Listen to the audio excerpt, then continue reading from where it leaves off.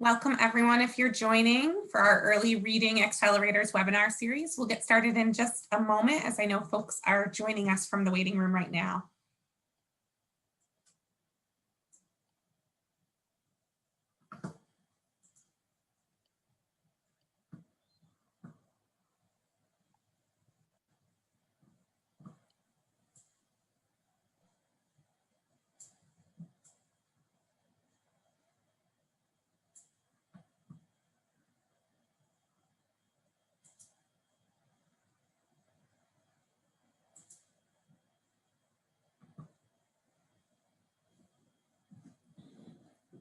All right, welcome. So we are here for the second of our three-part series on the early reading accelerators.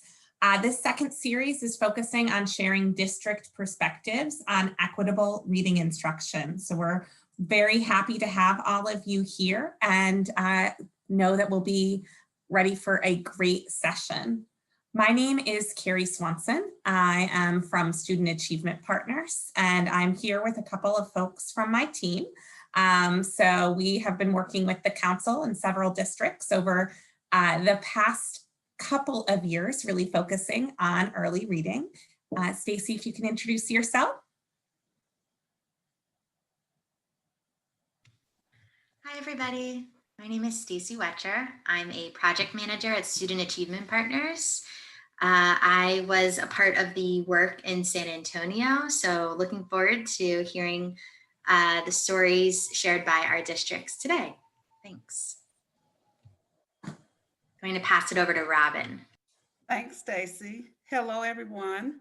I am Robin Hall, Director of Language Arts and Literacy with the Council, and have been partnering in this work for over 3 years now, and really excited about the way the work has evolved. And Gabriella? Sorry, I'm gonna mute myself. Hi, everybody. I'm Gabriella with the Council Great City Schools, Manager for ELO Policy and Research. Robin, you want me to say a couple things? We'll wait until after Carrie. Okay. So just going to talk to you a little bit about how we have set up this next 90 minutes. This virtual opportunity is both live and recorded. So the recording will be shared with anyone who registered for the session, and you can share it with your colleagues as well. You'll have access to the deck and all of the resources that we're talking about today. Because of our large group size, we're going to have our participants be muted, but there are a few ways for you to engage with us. You can use the chat if you'd like to talk to your fellow participants. So if you want to engage in some communal way, use the chat. The chat is not going to be for Q&A, and our presenters will not be using the chat to answer questions. We actually have a link for our Q&A. You can see it on the screen, and I'll also put it in the chat box, but it's the bit.ly right there for questions ERA2. And after our districts present today, we'll have a chance to do some Q&A live. So if you want to add on as someone's writing a question in that document, if you want a +1 or name that it's your question too, that'll help us just to prioritize questions. We also have a resource list. So any of the resources that are shared today are available in that resource list. And this link is where the landing page will be, where you'll be able to access the recording and presentation when we're all done. So the resource list is a downloadable document on that landing page already, and you'll be able to find the rest of the resources probably by tomorrow, and we'll send an email out as well.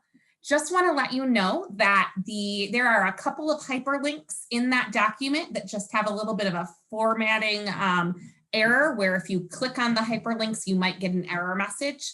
If you copy and paste, the link is accurate. So those links, if you are finding yourself with an error message, just go ahead and copy and paste instead, and you'll be able to access all of the resources. We'll also do a few interactive polls. So if you have your phone or a browser page up on your computer, you'll be able to join the polls. So Please be as interactive as you can. We'd like this to be a great learning experience for everyone involved as we get a chance to hear and reflect on the work today. Our agenda is, this is our welcome, this is our overview. We're going to get a chance to hear first from San Antonio ISD. Following San Antonio, we'll hear from Charlotte Mecklenburg. Then we'll give you all a chance to take a look at the Q&A, and we'll get a chance to prioritize some questions. And we'll do our question and answer session following that. And then we'll just talk a little bit about what comes next. So we are going to now hand it over to Robin and Gabby to talk a little bit about the rationale for this webinar series and why we are here today. Thanks, Carrie. Good afternoon again, everyone. First, I would like to thank all of you for taking time out of your demanding schedules to join us for this second webinar on early reading accelerators. For those of you who may not be familiar with our organization, the Council of the Great City Schools is a coalition of 76 of our nation's largest urban school districts. Critical to the Council's work is our focus on providing member districts with programs, resources, tools, and networking opportunities that will enable them to boost academic performance, narrow achievement gaps, and improve professional development in critical areas. One such area is early literacy. The purpose of this focus on early reading accelerators is to support the needs of educators and students in classroom settings that employ balanced literacy models. This involves augmenting existing structures within the literacy block in order to address the gaps in both foundational skills and use of complex texts through the use of read-alouds. An additional goal of this work is the creation of high-quality professional development resources and support structures that can be implemented easily by other districts in both monolingual and bilingual classrooms. Last, we are also capturing and documenting the impact on this work on teacher practice and student achievement in districts such as San Antonio ISD and Charlotte Mecklenburg, with the intent of adding to the body of research supporting college and career ready standards aligned approaches to common balanced literacy models in both monolingual and bilingual classrooms. Gabriella will expound a bit further on this front. Thank you, Robin. As SAP and the Council planned the implementation of the Early Reading Accelerator project in the context of San Antonio ISD, there was both great need and a fabulous opportunity to have the best minds and educators address often asked questions about how to teach early literacy in English to students learning English as a new language. And this was just a fabulous opportunity of both of our organizations doing this work. Having the collaborative work with the Council, member districts, and SAP allowed us to evolve the project in ways that maximize the real-world application. For example, the joint learning our organizations did with San Antonio ISD allowed us to see the biliteracy framework closely paralleled the early reading accelerator elements. I'm excited that this project is creating important empirical evidence supported by research, as well as district-centered playbooks to help districts refine their literacy instruction in ways that builds on students' linguistic repertoires to accelerate literacy in English. So thank you. Thank you, Robin and Gabby. So this work has really been quite a partnership over the past several years with student achievement partners, the Council, and several districts, starting with work we did in Metro Nashville, growing to the pilot that we did in San Antonio, and the support that we had from observing districts like Charlotte Mecklenburg. We have been working at Student Achievement Partners to really answer this question: how can we best support K-2 learning, amplify what matters most for early reading, and foster students' social emotional development? That work has always been important. I think it continues to be absolutely critical as we think of the situation we're in right now, the impact of disrupted schooling, and what it means to be teaching our youngest learners to read. So as we've been collaborating with districts and with the council, we've gotten a chance to refine resources, improve resources, and get teacher feedback. And we've been building out this early reading accelerators content on our website as well. So I'm sharing that now, also noting that there's opportunities to engage within that resource, to share feedback, to share examples of what you all are doing in your districts, as well as make use of those resources. We are in the middle of, as we said, part 2 of a 3-part webinar series with the same goal to try to amplify and scale some of the learning and some of the work, even as we're midstream in doing the work right now. So if you missed our last webinar, webinar 1, Key Content Considerations for Monolingual Students and English Learners, we had the chance to hear from Meredith Lieben and Dr. Lily Wong-Fillmore around the goals that are listed on the screen there, thinking closely about the role of phonemic awareness, both for young English proficient students and English learners, when students are ready to learn phonics, to associate letters with sounds, and what educators need to know to support that learning. All of those resources are also available for you all. They've been recorded and the resources have been shared. So if you weren't able to participate, we encourage you to check out the first webinar, which is in the chat box as well. For today, the guiding questions that we'll be engaging in are on the screen. We're really looking today at district implementation. So what are districts doing? How are they complementing, amplifying, or modifying their frameworks and curriculum and approach to attend to research-based practices in early reading? How are they supporting specifically English learners? How are we centering the needs of English learners in the work that we do?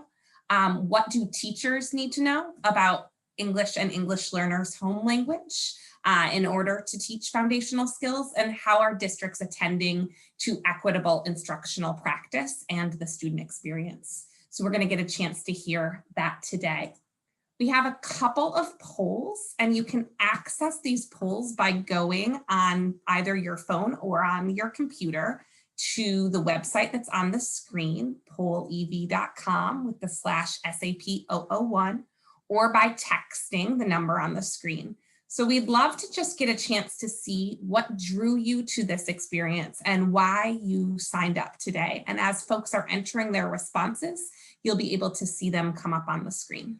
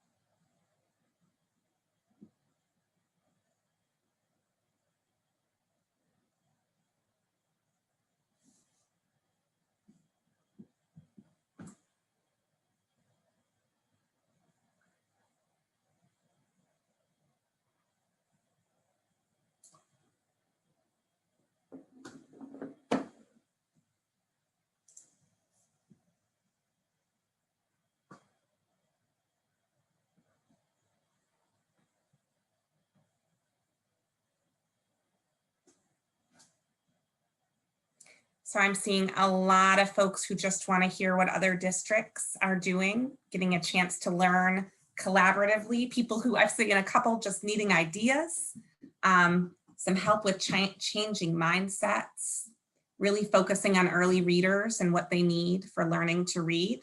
So lots of different reasons that you all might be here, but a ton of overlap. I think you're going to get to hear a lot today that answers these questions or these reasons for being here.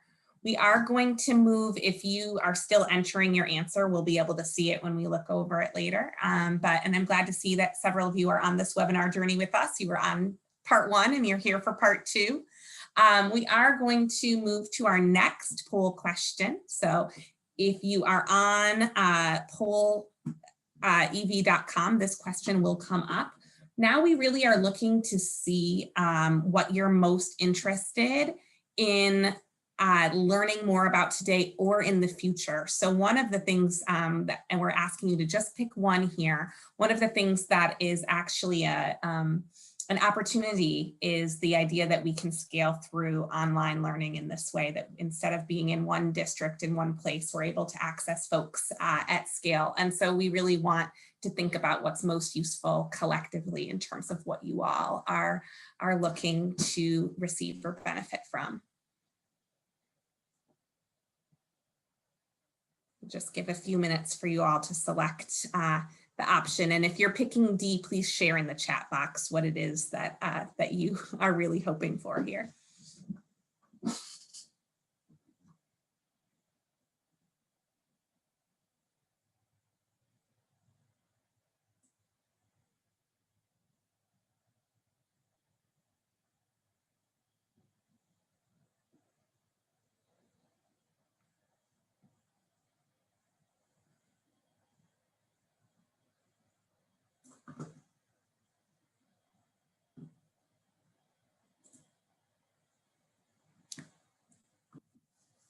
So we've got kind of a runoff here between people who need resources and people who want district models. The content knowledge, I think, was really focused on in our first of the series, and we will be hearing district models today, sharing some resources, and that's really helpful to know. We have just one more poll for you for right now. So as we move to the next question, here you can select as many answers as you want, but we're really trying to think, when we think of the 140 people who are on the line right now, what are you trying to do from your seat? What is the primary focus of your work when you think about this work in early literacy out of the choices? And again, if you have something else that you feel like is really driving you today, please chat it in the chat box.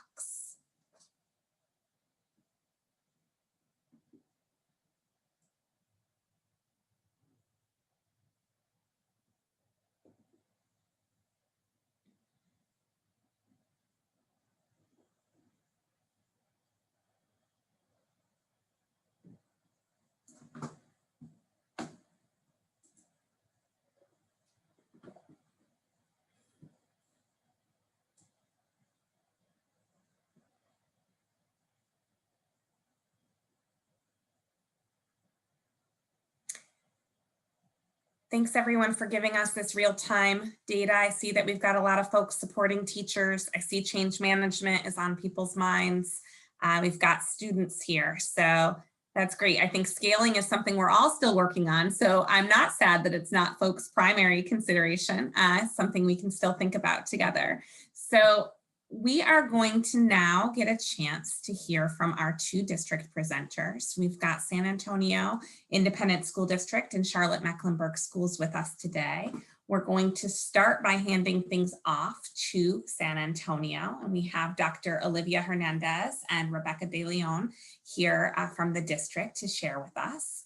So as we switch presenters, I'm just going to take a second to give you some context about the district. San Antonio ISD sits in the heart of San Antonio, Texas, and currently serves close to 50,000 students with a 90% Hispanic community, of which 20% are English learners. The district has tremendous pride in the cultural and linguistic assets that the community offers. They began a pilot 2 years ago with new district leadership to look closely at early literacy practices and policies, and in this collective approach, engaged in the creation of Spanish read-alouds and adjusted to meet the needs of the 42 elementary and Academy dual language programs. So San Antonio has been reflecting on the why behind their instructional decisions and have brought in stakeholders to co-construct how they define literacy in SAISD, and we'll get a chance to hear from them about that work now.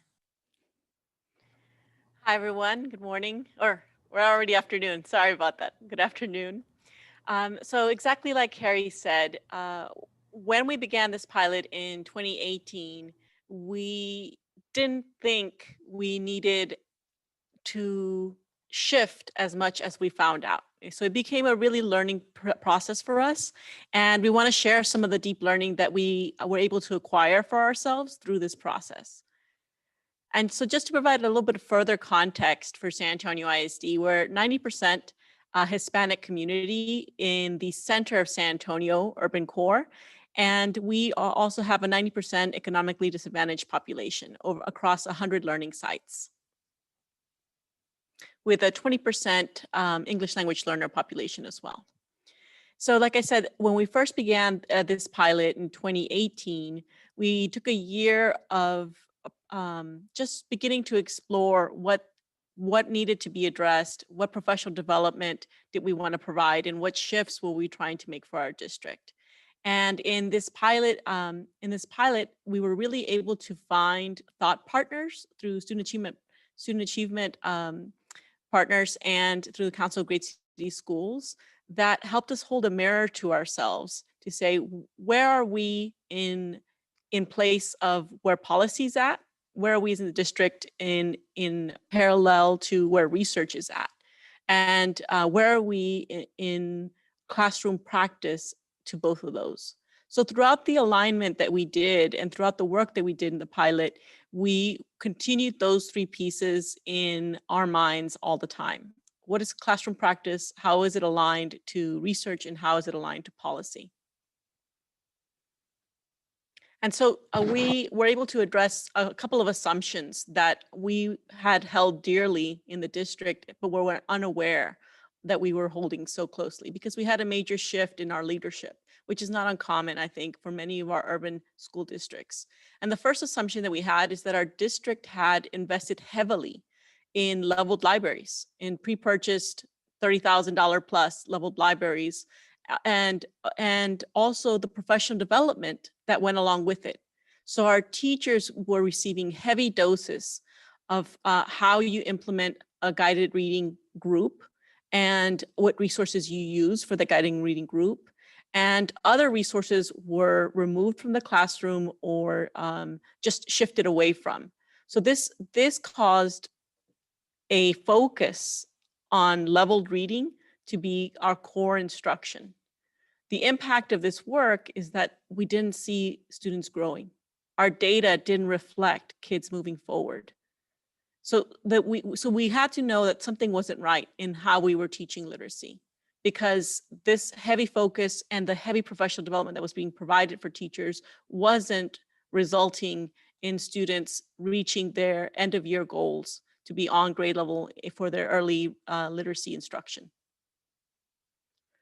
The second assumption that we addressed as a district was that our reading lessons were really skill-based. And this had to do with our previous state standards. Our state standards in the state of Texas are different than Common Core. We call them TEKS, Texas Essential Knowledge and Skills. And while they did have all the pieces that you might find in any other strong reading program, it was the implementation of those pieces that made it distinct. Before our new adoption of 2017 TEKS, our old ones had all of our reading skills in isolation. So it wasn't uncommon for our teachers to teach main idea for a whole week, and even for a genre to be taught for maybe 2 months, nonfiction focused for 2 months. And that would be the sole genre that would be studied for that extended period of time. This kind of individualization and separation of the skills translated into how students were able to comprehend and make meaning of what was being taught to them. Now, state policy shifted, and the state adopted new TEKS, new state standards, in which we see a deep integration of all of these skills and a multi-genre approach. This is a wonderful shift that occurred for us in 2017. But while we had the policy shift and maybe the research behind it, that doesn't mean that our teachers were able to implement the way it was intended without support of seeing what it should look like. Our third our third assumption that we were addressing was around alignment for foundational skills. We had an assumption that teachers knew how to teach foundational skills and that they would be able to do this on their own. That there wasn't a need for us to study deeply the resources we had at hand, and that no guidance was needed from the district to lead teachers through that. And it really took away a lot of the joy of what foundational skills should be, because campuses and teachers were left alone to construct some of this meaning. And so for us, this piece was something that wasn't addressed heavily through our level literacy instruction that was occurring in classrooms. So this piece fell to the side, and it showed in our work, in our students' results through their MAP testing. And to explain a further example of this, here is the Kinder Spanish TEKS, or Essential Knowledge and Skills, which for kindergarten, they suggest that we teach 5 Spanish syllable patterns. And our primary resource that we were using during those years of instruction was just teaching 1 syllable pattern. So our teachers felt very comfortable with this primary resource in Spanish because it had a clear routine, it had a cute song, teachers felt like they knew what to do. The rigor was very comfortable for students, so there was no tears and no struggle. But that also meant that students weren't ready for on-grade level work at the end of the year. They were successful with the materials that were presented because the materials were only addressing that 1 syllable pattern. And when we got our new state adoption, which is a strong resource, fully fleshed out with all the bells and whistles, previously we might have assumed that curriculum would have everything we need. But now through this partnership, we knew that we need to do an in-depth analysis. So in the past year, we've been doing that work of looking at what's available in the resources and how it aligns to what our state is saying children should be able to do by the end of the year. And here we found a disconnect, right? In that this particular adoption material did have more of the syllable patterns that need to be taught, but the form of instruction is a very indirect way. It doesn't have a specific direct instruction that's systemic and explicit for students to be able to capture these particular syllable patterns. And one of the more difficult syllable patterns is actually missing from this work. While that's not a major issue if we're aware, because we can supplement and we can show teachers how to close that gap, it would have been an issue if we weren't aware and we weren't taking the time to study what was being addressed specifically within our adoption. This was a core piece of our work here, was looking at our students' culturally and linguistically relevant pedagogy. It is a must for our students when we have a 90% Hispanic community. It's important that they see themselves in the text that we present with, and that the work that we do with them is something that reflects their own meaning-making experience.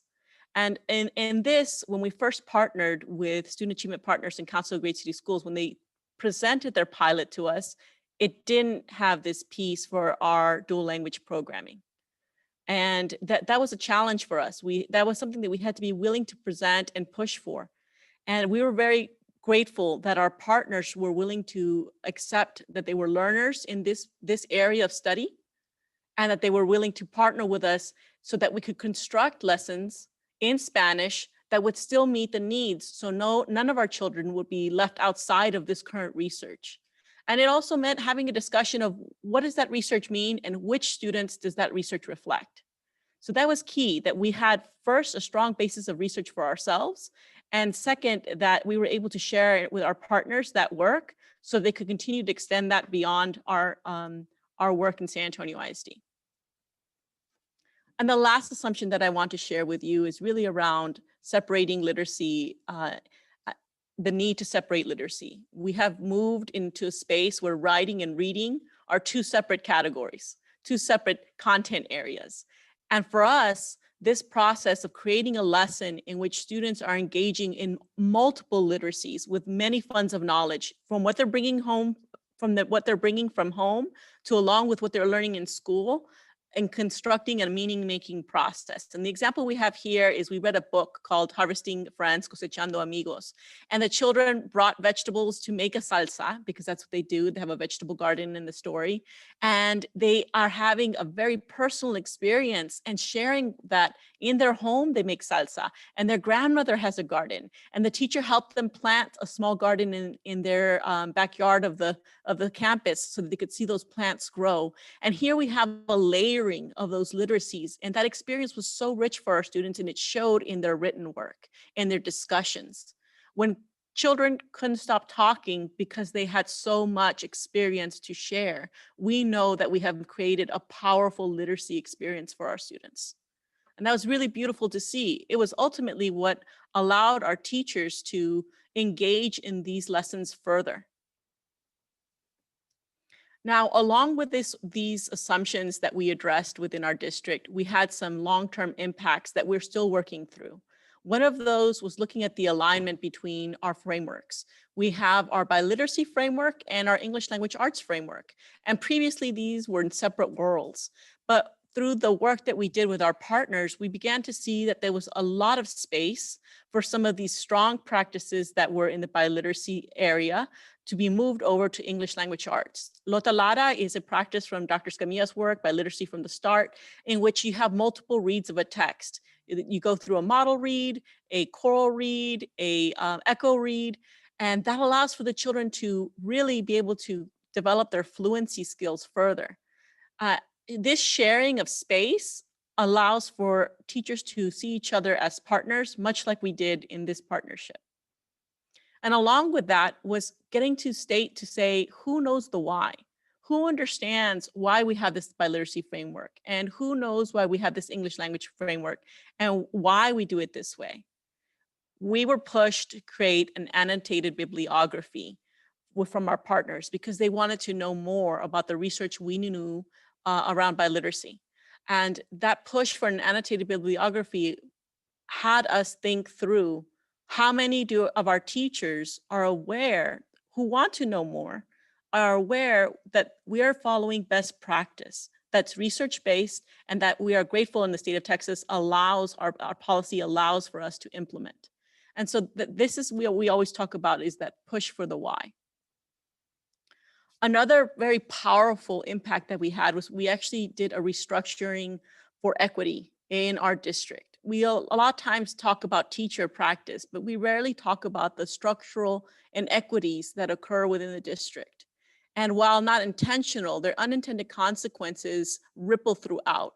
Anyone who is in bilingual education is aware of when they're called into a meeting after implementation to say, well, how do we adjust this for English language learners?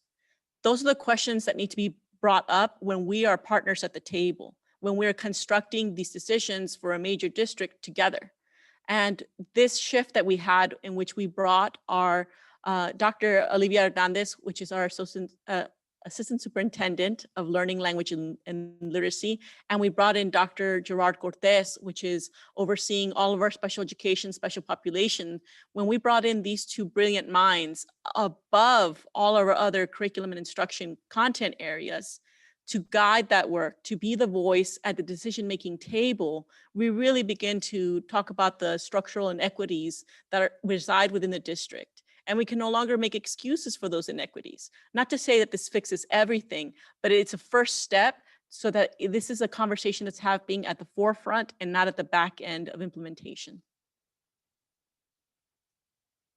And our third impact was, how do we engage our stakeholders in this process? Our central office was going through a deep thinking of what was happening with our theory, what was happening with our literacy practices in the district. So we came up with a theory of action in which we implemented with our multiple stakeholders, principal level, community level, teachers, to say, what do we want and how do we define literacy in San Antonio ISD? And so this happened over multiple months, various courses. And although COVID did throw a minor wrench in it, it's something that we felt was powerful and have continued this year. We created a executive summary that we presented to our top leadership and our board to continue that conversation. And the last impact that we want to share is really around how we were able to influence our state policy. In the state of Texas, we have House Bill 3 that was recently passed that required all principals and teachers to engage in professional development around literacy. We're talking about 60 hours of professional development. And for the first time in our state's history, we have a biliteracy pathway, so that not only our teachers in San Antonio ISD who are dual language implementing teachers will have that understanding of the research around biliteracy, all teachers that teach English language learners through a bilingual program will have access to that research.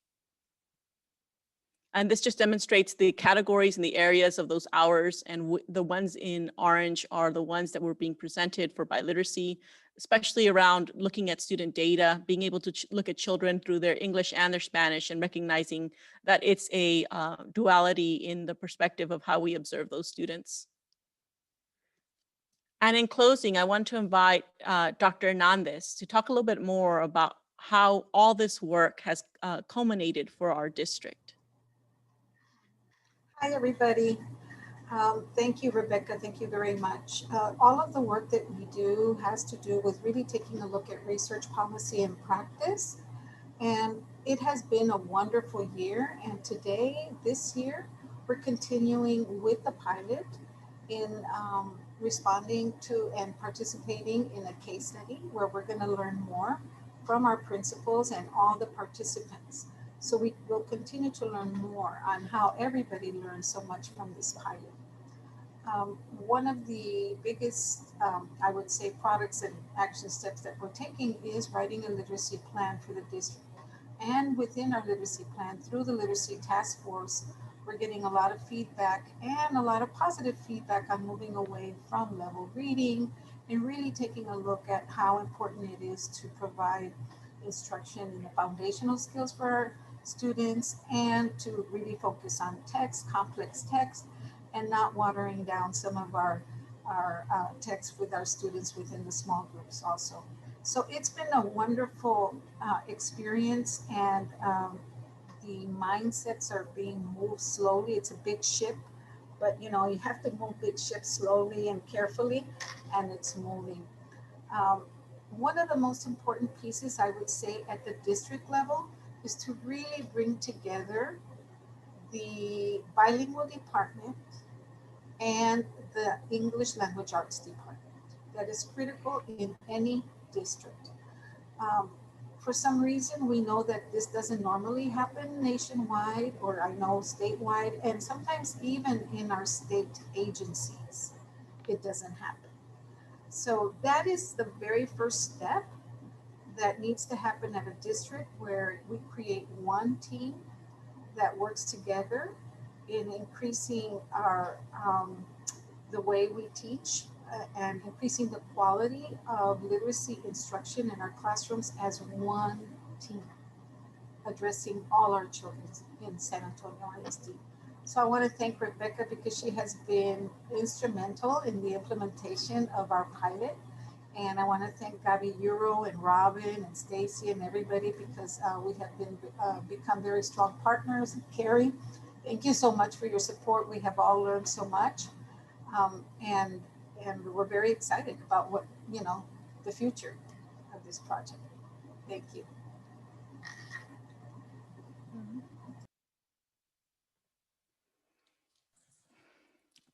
Thank you so much, San Antonio, for sharing your story and your work. I know some folks have already been in the Q&A document, and you're adding questions for San Antonio following our next presentation. So we'll get to hear some more. And just a reminder that every hyperlink that Rebecca was sharing that was embedded in her presentation is on the resource list if you all would like to give it a closer read. There's some great content there, just San Antonio's teacher and educator and district facing work, as well as the research base and the articles and the learning that they've done. So some really rich resources, hopefully, for all of you. We are going to switch to our second part now. We're going to get to hear from Charlotte Mecklenburg School District. I'm just giving you a little information about this district. Charlotte Mecklenburg serves over 148,000 students from 183 countries, speaking 197 languages and dialects across 175 schools. What matters most in Charlotte Mecklenburg School District is the focus on the instructional core, including students, teachers, and content. So the district has been on an early literacy journey over the past 2 years, focusing specifically on the student experience and access to foundational skills through a standard aligned curriculum. The collaboration between the equity department and the learning and teaching department has allowed for aligned messaging to school leaders and streamlined professional development for instructional staff. Charlotte Mecklenburg is committed to constant action to ensure excellent educational opportunities for every child at every school. I love the use of the word journey in their description of their work, and we're going to get to hear about their journey right now. Good afternoon. My name is Trish Sexton, and I am the Associate Superintendent for Elementary Equity. Just fancy for, I have the pleasure to serve 112 elementary schools in the district. I've been in this role for the last, going into my 3rd year in the role. And on the team today, just want to take an opportunity to introduce the other 2 co-pilots that will share about our work. If Catherine, if you'll just share a little bit about yourself, and Alyssa before we get started. Hello all, my name is Catherine Pedrodi and I'm an elementary equity specialist. So I work alongside Trish in supporting our schools and just really excited to be here today. Thank you. And hi everyone, my name is Alyssa Aerosmith. I'm an elementary literacy and dual language specialist, and I work with these lovely ladies in our learning and language acquisition department. So it is our pleasure to be here. And as I was listening to Rebecca and hearing this story, it's so interesting how both of our districts have a similar story.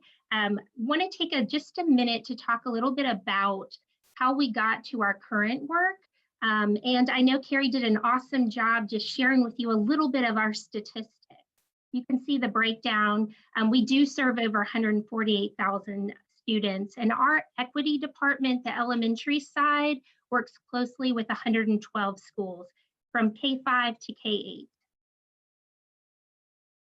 Prior to 2018, we were heavily a balanced literacy district. So very similar to what Rebecca already spoke about, we had schools had the autonomy to use different resources. We had a lot of level text in classrooms.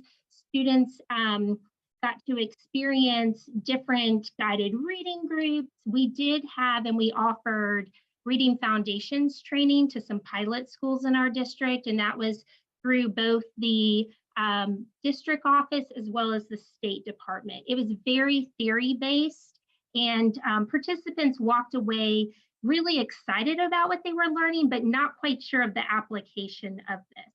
Additionally, what we saw in our test scores was that they were very stagnant. If you look at our past results, really not a whole lot of improvement, and definitely some opportunity gaps starting to grow pretty significantly. All of this work, in addition to looking at our test scores, we, in 2013, there was a study done by Harvard and the University of California, Berkeley, that examined upward mobility, economic mobility.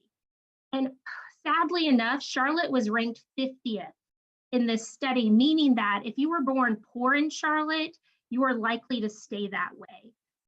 Caused quite a lot of momentum, and an opportunity task force was created with really a partnership between the school district as well as a partnership with the community of how to change this story. What it required was for our district to really look at some hard facts of what was happening with that data. And we published in the district in 2018 a Breaking the Link report. And if you would go to the next slide, please. In this report, what we found was in almost every single situation, the performance on every academic measure decreased as the percent of students in poverty increased. We also found that Black, white, and Hispanic students in low poverty schools outperformed their peers of the same race in moderate and high poverty. And there were sizable opportunity gaps between racial groups in both low, moderate, and high. There was actually in these reports, and we've published this Breaking the Link report in 2018 and 19, there were levers that we had control and impact over.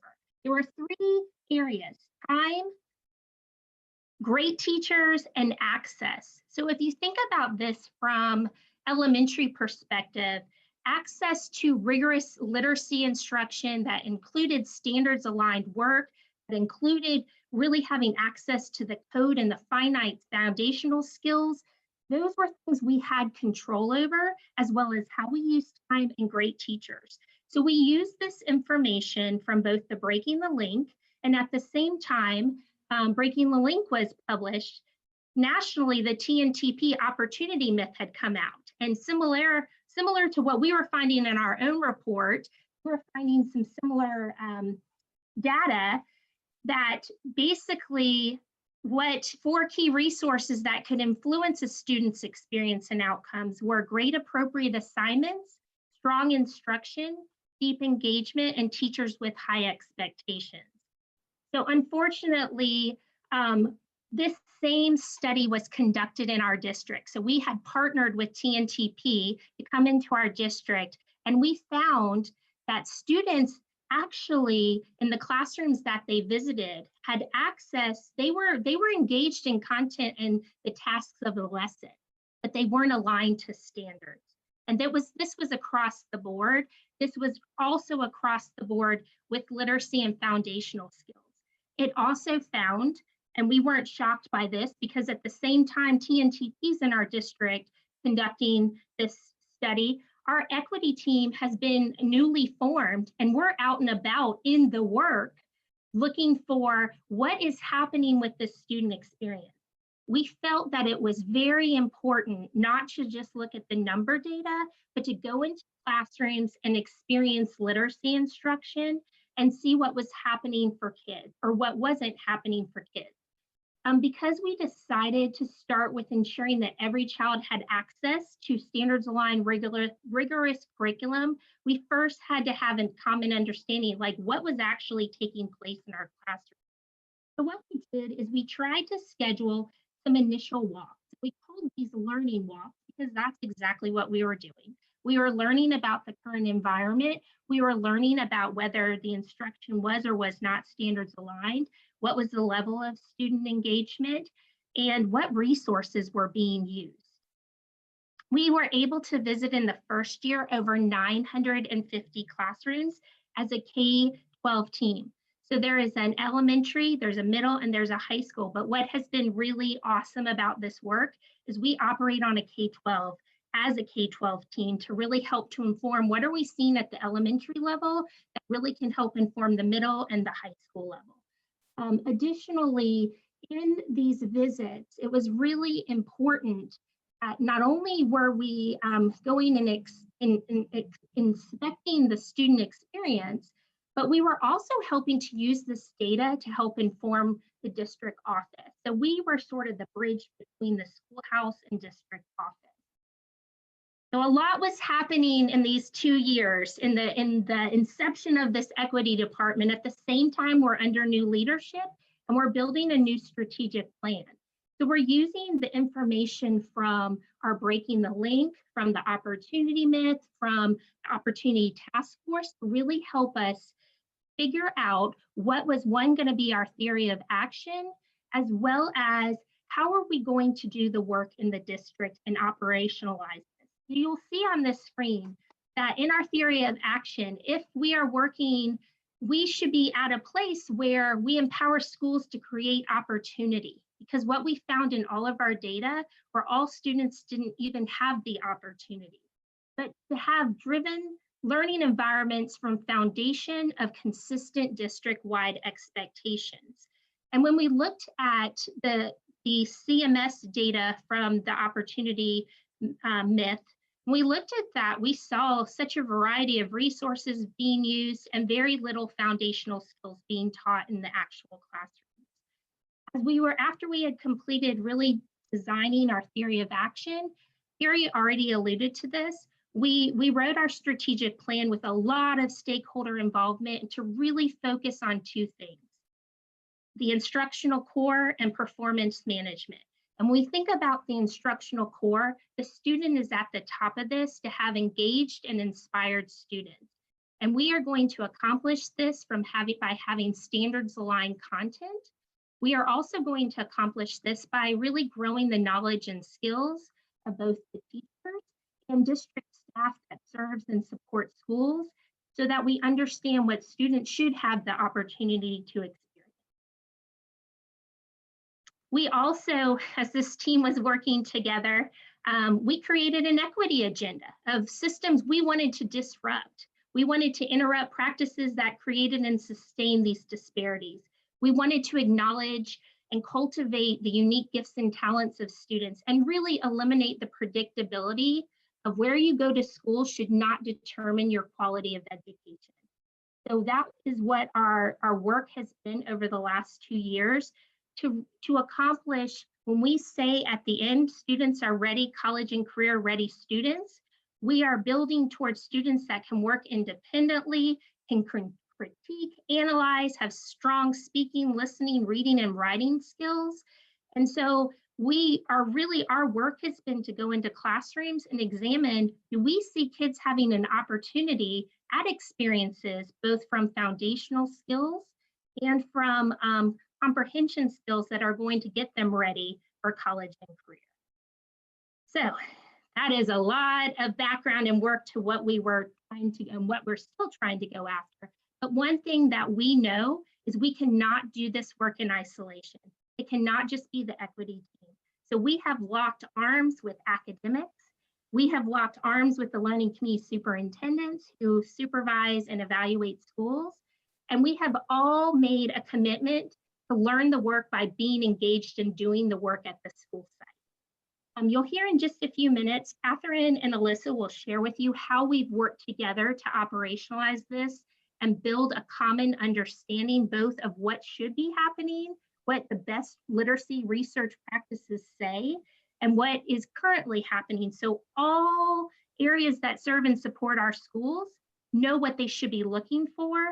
We also had to acknowledge some brutal facts that we had some knowledge gaps in our central office of what research really called for, and to help build that knowledge again, so we could serve and support students.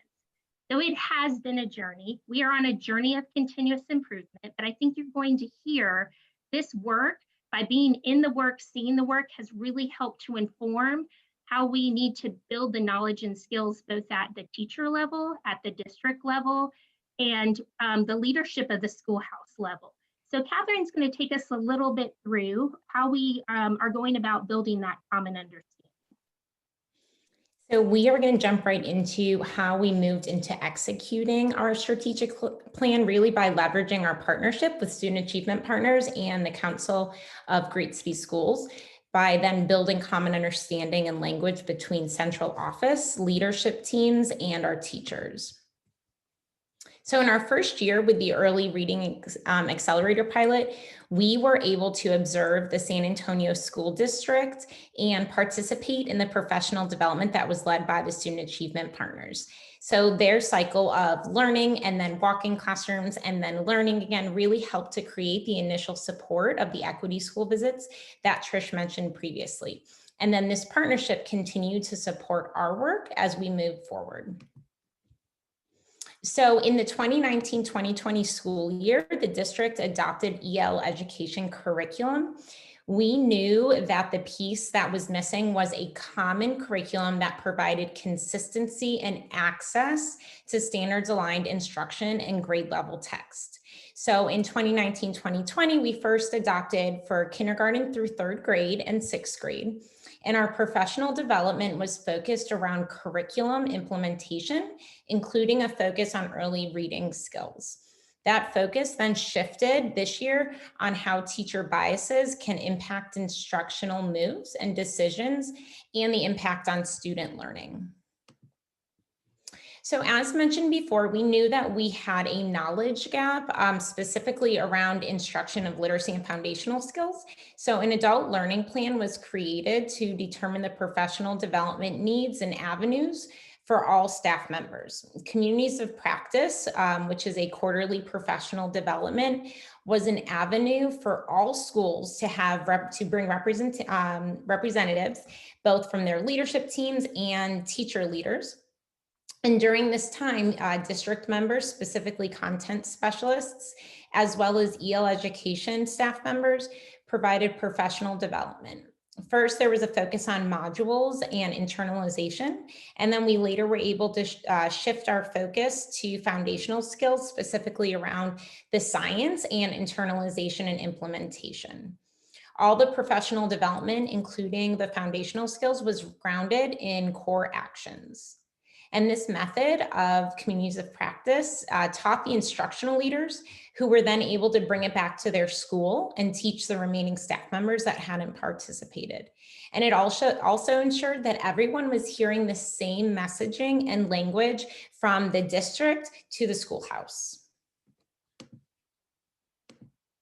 So the core actions, we have foundational skills and then literacy and math. They were a huge priority, as everything was and really continues to be grounded in them. As a district, we focused on these core actions in foundational skills, literacy, and math. And you'll see these continue to show up as we discuss our next few methods that we utilize to build our common language and our common understanding. An instructional core data collection tool was created to help us assess the current reality of the instructional experience for all students. This then led to the professional development needs for our teachers and our leaders. And it really ensured that all things were grounded in core actions and equitable practices for students. And the function of this tool enabled us as a district to learn by being directly in the work and provide consistency in the understanding of the instructional experience. So learning walks, very similar to the original learning walks that were made, were then created to utilize this instructional data collection tool to support and build the central office district staff knowledge and understanding, while also collaborating with school leadership teams. This system ensured a common understanding in content and language and expectations. And really, everyone was just learning together with it. In our initial learning walks, knowledge and common language was built around the core actions and analyzing lesson plans with our new curriculum, then going and seeing it immediately in action in our classrooms, then coming back and calibrating around what was seen and where it would fall within in terms of expectations. And the learning walks then continue to take place throughout the school year at the school levels as well, always with a focus around ensuring the student experience and connecting the necessary support to what the district was providing them for professional development. And so these experiences in the classroom were just really powerful for all of our leaders and our district support. It really truly ensured that we were cementing everything we were doing and ensuring an equitable student experience. In our second year with the Early Reading Accelerator pilot, we continued with our observations at San Antonio and the professional development with student achievement partners. And as you were able to see, we really were able to leverage this work and this partnership to better inform our own professional development and strategies, and ensuring that we were continuously building this common language and understanding with all of our stakeholders to maximize that instructional experience for our students. Okay, thanks, Catherine. So that brings us to our current work. So let's talk about this school year and the work our district is doing. So despite the pandemic, we kept our focus on the student experience. Our work can be grouped into these three main buckets: curriculum development, school support, and professional learning. Let's dive a little deeper into each of these buckets on the next slides. Our first bucket is curriculum development. In March, when COVID struck and our district had to shift to remote learning, content specialists created remote learning packets for families to use using our core curriculum. We knew the sudden shift to remote learning in the spring could cause gaps in student learning from the 2019-20 school year. To support students and families, we also provided summer learning resources to ensure students had access to learning opportunities over the summer, which included additional learning packets and a hyperdoc full of free online learning websites and resources by content area and grade band. These items are linked in the slides for you to explore. As time passed and we realized remote learning would most likely be continuing into the 2020-21 school year, content specialists worked over the summer to digitize our core curriculum in order to create Canvas courses for remote learning. We created a course per grade level and content area that contained pre-recorded instructional videos for each lesson using the core curriculum for each content area. We also work collaboratively as a CMS team across departments to ensure the courses has supports for all types of learners built in, including English learners, exceptional children, and gifted and talented students. An example of a remote learning instructional video is linked on this slide for first grade literacy for you, which features a modified module lesson from the EL education curriculum and a language dive. So be sure to check that out later. This graphic shows the flow of a lesson in Canvas. To keep students engaged, we broke longer lessons into multiple short videos followed by checks for understanding, and ending with the student's assignment from the curriculum workbook for that day. Specialists worked to ensure all student tasks and assignments were high quality and standards aligned, and that digital instructional materials and resources were available to support remote student learning. We blueprinted these Canvas courses for all of our teachers to be used across our district in order to ensure an equitable and consistent student experience across schools, even during remote learning. During the pandemic, our English Learner Services Department has also found ways to ensure our English learner students are able to access remote learning resources.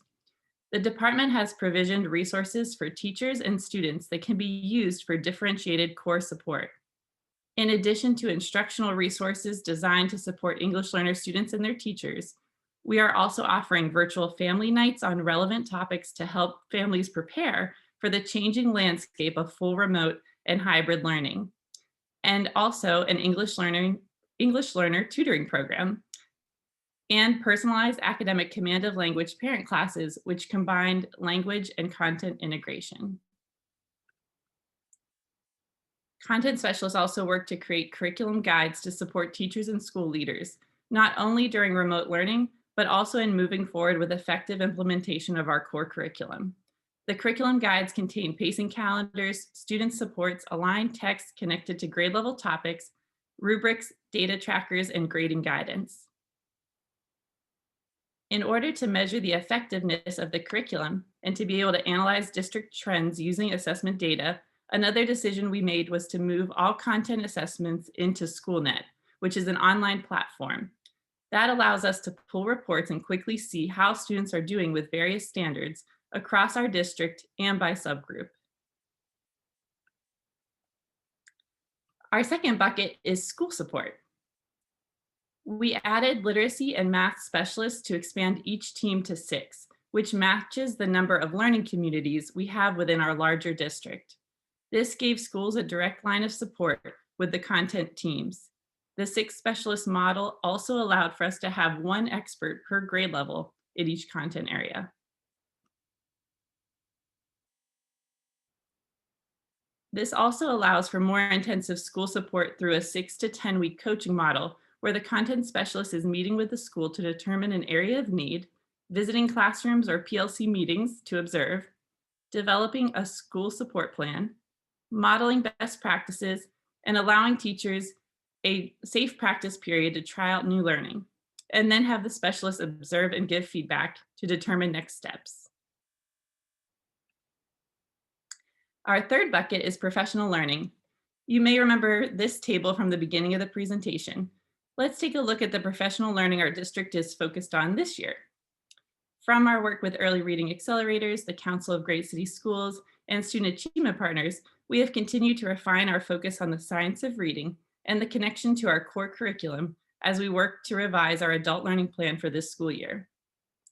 We are also continuing to partner with our State Department of Education to offer Reading Foundations training, while also expanding the CMS Reading Institute and adding on Orton Gillingham training for schools in alignment with our revised standard treatment protocol, both of which we'll talk more about in a second.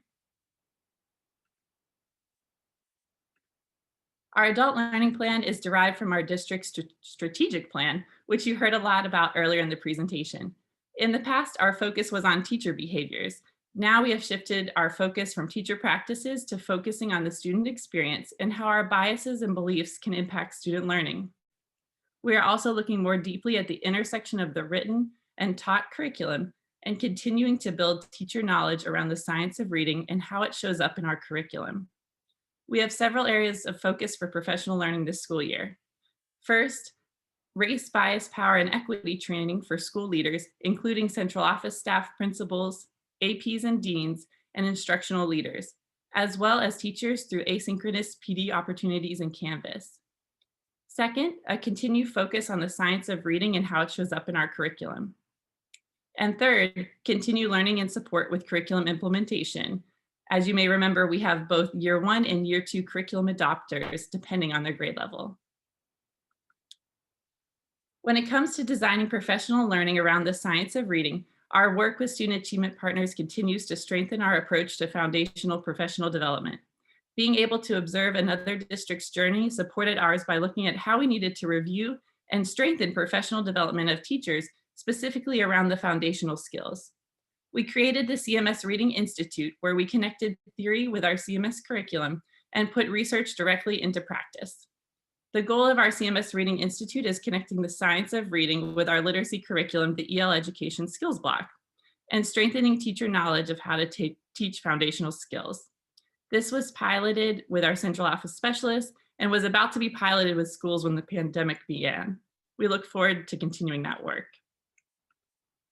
We also have worked to revise our standard treatment protocol to align with our core curriculum and ensure all interventions are aligned with grade level work. We added Orton Gillingham as our Tier 3 intervention and are providing district-wide professional learning for schools on Orton Gillingham in order to support effective implementation. Thank you so much for allowing us to share our journey with you. We hope hearing our process resonated with you in some way, and we look forward to hearing about the work you are doing in your districts. Thank you all so much. So we are going to give you all just a little bit of reflection time, whether you were a participant, a panelist, or are watching today. We are going to prepare for a Q&A, and you can take just a few minutes to look at the Q&A document.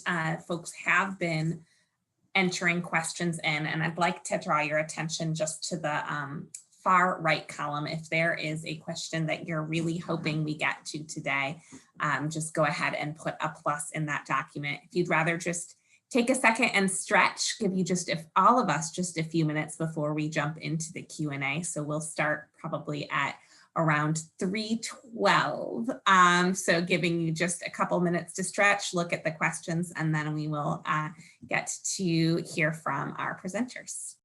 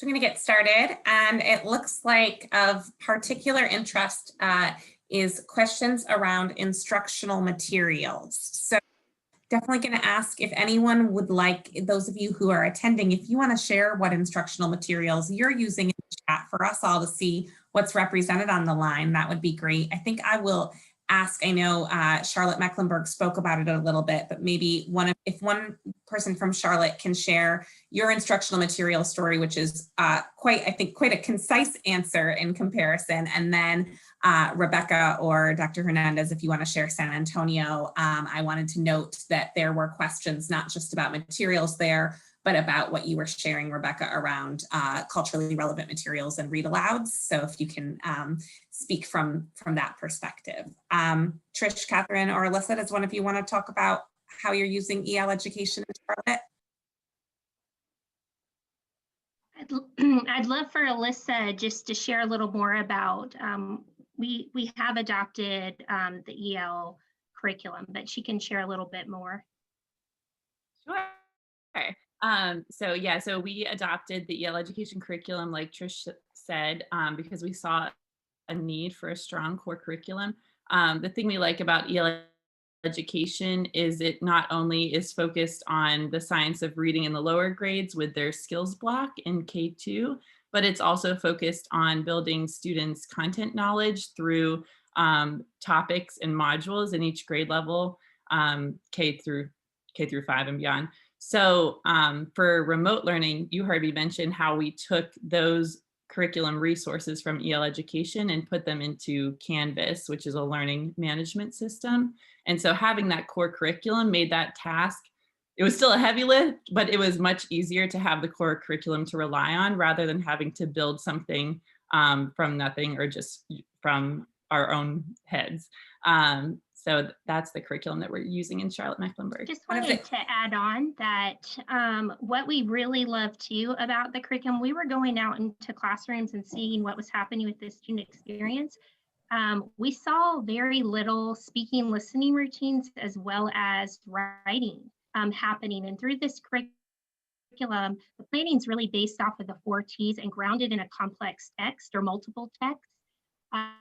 Where they're really building knowledge, and we have found the level of excitement and engagement with students with the text and what they're learning about has just been really exciting, but also that it really has embedded on-ramps for speaking and listening skills for students to really, and one thing we didn't mention, but we've taken this going into classrooms to see the experience virtually now, and just as early as today, I was in a school watching a speaking and listening routine happening through Zoom in a breakout room with kindergarten students about the new unit they are about to go into, which is weather, their second module. So that has been really awesome to see in this curriculum.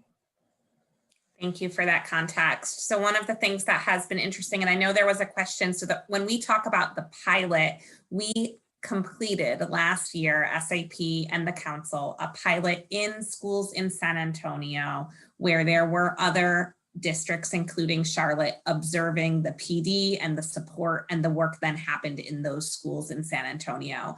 That was a grant funded project. That pilot is over. What we're doing now is thinking about scaling the learning. So just perhaps some context that could have been on the front end that I'm now providing.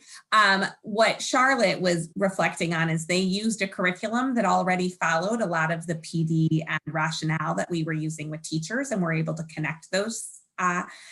Rebecca, I'm going to ask you if you or Dr. Hernandez want to speak about the role of instructional materials in your work. It was in a kind of a different place there. Yeah, so for San Antonio ISD, we follow Dr. Kathy Scamia's Biliteracy from the Start, Literacy Squared framework for biliteracy, in which you teach in English and in Spanish during the literacy block, the Spanish language arts piece and the English language development. And for a lot of that work, we really want authentic, culturally relevant literature. And oftentimes that means looking for real books. And one of the ways that we were able to kind of work around some of that is we use real books that are in digital format. And so finding authentic books that are in digital format and pairing them thematically or through genre, topic, or through the standards we were able to pair them between their English and Spanish and make a unit. So our district office created a full year scope and sequence lesson plans with text that we identified for teachers using multiple genres, tightly spiraled for our teachers for reading and writing. Really an extensive project that we did. And I'm not saying that it's perfect, but it's something for teachers to lean on, and it's something for them to use along with their state adoption materials that we purchased, which is Pearson's Medición materials. But we noticed that in some of the fiction text that there's a lack of depth in the storylines that we want to see for our children. And our children have really complex lives and deal with really complex issues. And we don't want them limited to books that don't reflect that don't reflect not just the beautiful things of our culture, but the complexity of our real position in history right now, our real position in society right now. And so we use a lot of digital text, and we do a lot of that core work at our central office. Oh, and can I just add for the foundational skills, our district has been using Estrellita for a very, very long time. And Estrellita does a wonderful job for the basic syllable structure, but you have to know its limitations. That's really in our context in the state, only allows for the beginning of kinder and a lot of pre-K work, but shouldn't be used beyond that. So we're in the process of creating our scope and sequence in San Antonio ISD for our foundational skills. Our adoption already has a scope and sequence, but we want to make sure that it's very well aligned and that we're not missing any of the foundational skills that need to be taught that are already dictated through our state standards. And we're doing the same thing with Spanish. Spanish is very critical because there are products out there that are missing some sounds and diphthongs and sílabas trabadas, etc. So we want to make sure that we are not missing anything, and that our both Spanish and English foundational skills, scope and sequence are tight for all our teachers, and that all our teachers really know when they need to be teaching this and what materials. We're also, through the Literacy Task Force, we're looking into deciding which supplemental foundational skill product may be the best for us to support and supplement MyView and Estrella. Just a couple of additions based on some of the questions in the chat. EL education used to be called Expeditionary Learning, happens to have the same acronym as English learners, and that is confusing but not related. They are an open source curriculum, and they have both a full set of what they call their skills block, which is the foundational skills modules. And then they have their kind of domain or content specific, as Trish had mentioned, units on weather, animal adaptations. Those are all free downloadable resources on the website. So I just stuck them in the chat if that is useful to folks.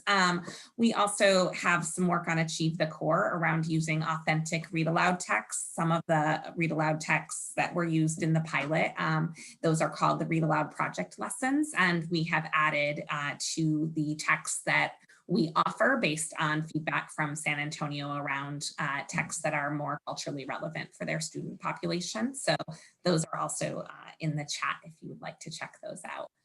There's a couple of questions around assessment and how data has been used. So what assessment is being used in these districts, and specifically a question around specifically how data is being used to address equity issues. So want to throw that to either district. So I'm happy to talk about that because that's a really, really key tenet anytime you're looking at English language learners. It's very easy when you only have one measure in one language to discount any previous learning that the child has. A child who's a reader in their first language is a reader. That means that's someone who's literate. And to say, well, they're not a reader because they're not reading in English would be a fallacy. So it's really important that when you have the capacity to measure their native language instruction, their native language literacy, that you should. And that allows for you to have a multi-dimensional perspective of the child. Dr. Scamia's work really centers around looking at how children who are bilingual develop their biliteracy between the two languages. Even if you're in an ESL context, knowing that the child is literate or the family is literate at home and can support the child to continue their literacy in their first language has a really long-term impact on the child's ability to read in English. And so anytime that you can have any measure to help inform where they know, and then being able to see what transfers, especially between English and Spanish, there's a very clear connection between them knowing their Spanish sounds and them knowing their English sounds, and then identifying why they're tripping up on certain sounds. It might not be because it's more difficult for them to learn than another student, in the sense that it doesn't exist in their native language, that sound. So like the short vowel sounds, right? So that has to be very intentionally practiced for English language learners, because for the native Spanish speaker, that is not a sound that normally exists. So just understanding those transfer points and having a chance to look at the data together to be able to see where the child will come out in the long term. So in Charlotte, we also use MAP as our universal screener. We are really pushing more towards the formative assessments through the curriculum, with each of the modules has a built-in mid-unit performance task as well as an end-of-unit performance task. They're heavily writing-based, but there's assessment happening throughout the units. I spoke about the speaking and listening skills. There are a lot of formative assessments that are built into this curriculum that really helps to drive where kids need to go. So we're really pushing teachers and staff to utilize those assessments, as well as the foundational skills. It is built off of the micro phases, so where students should be by each grade and level. So using that data to see where there's been growth. I do want to just acknowledge I have two really wonderful colleagues as well, Naja Trez and Amanda Acock, who support. We are like a partnership with Academics, so I know there are additional assessments that are used that they could probably speak to as well if they don't mind. Probably have the challenge of finding the mute button. Amanda, you wanna go for it? Since we talked about it, by the way, we are presenting at Bio Council tomorrow, so this will be of the presentation. Hi, so we're talking about specific assessments and just thinking about how we're taking what students are doing as far as their performance, as well as their progression as far as language is concerned too. So for us, it's really looking at how do we capture student work samples and show progression over time of language, and really help teachers provide that conferring with students so that we are identifying strengths and then areas of continued improvement. Thank you so much for that. And I'm just highlighting the couple of documents that both the council and SAP have been working on around prioritizing unfinished learning or supporting acceleration that might be needed. They're in the chat, and both of those documents kind of speak well to one another. We talk a lot about formative assessment practices and supporting students as they're doing the work, as opposed to spending a ton of instructional time on a battery of assessments that aren't necessarily going to give that real-time feedback or be rooted in core instruction. And that's really aligned to both of those district perspectives. Carrie, can I add one more point for just the evaluation of English language learners? In Spanish, the encoding really leads the decoding. So when children write, because of the clear orthography between English, the clear orthography or transparent orthography of Spanish, what sounds they hear, they're able to write very clearly, especially because the vowels are very consistent in Spanish. So one of the key practices for evaluation is monthly writing samples in English and in Spanish.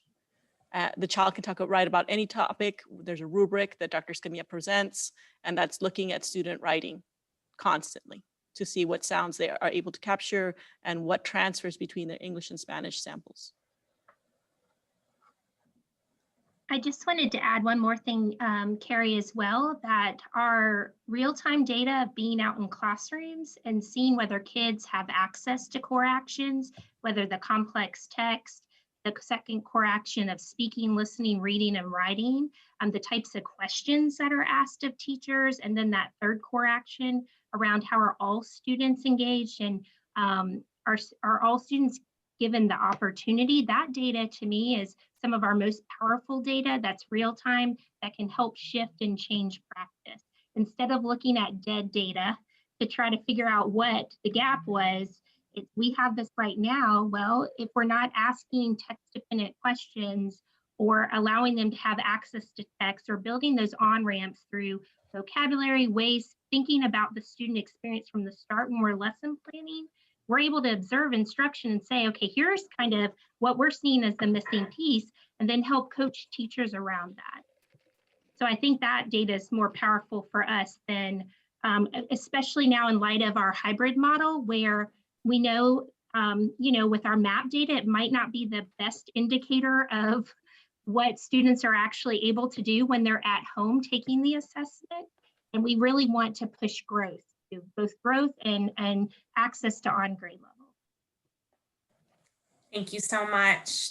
So time flies like always when we're having fun here.